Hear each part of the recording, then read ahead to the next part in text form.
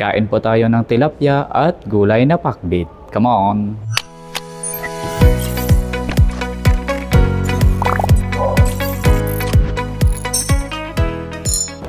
Welcome to my vlog at nandito po tayo ngayon sa kusina at makikigulo tayo dito sa ating kaibigan.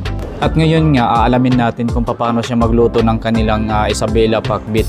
So ito nga naaamis po ako kasi bakit wala pong gisa ang nagaganap dito at sabi niya iba daw ang pagluluto ng Isabela ng pakbit.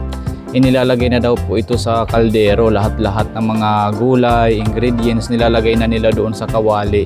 Yung parang style niya siguro, yung parang isasaing na lang, hindi na siya igigisa kasi mostly sa summer pagka nagluluto kami ng pakbit doon kahit na anong gulay na ginisa basta igigisa mo talaga.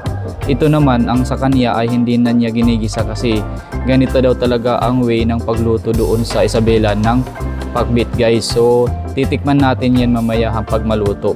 At ayun nga nilagyan niya ng paminta, bitchin, nilagyan na rin niya ng asin.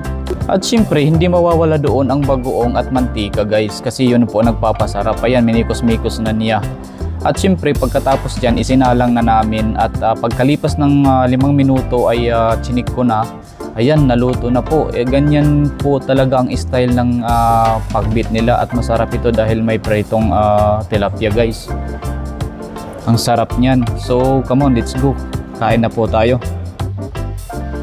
At kung hindi pa kayo nakapag-subscribe sa ating channel guys, please hit the bell button and please like and share my video. Thank you so much po and God bless to all my subscribers. Bye-bye. So maraming salamat po sa ating chef tonight, ang ating chef na si Fino. Bye-bye.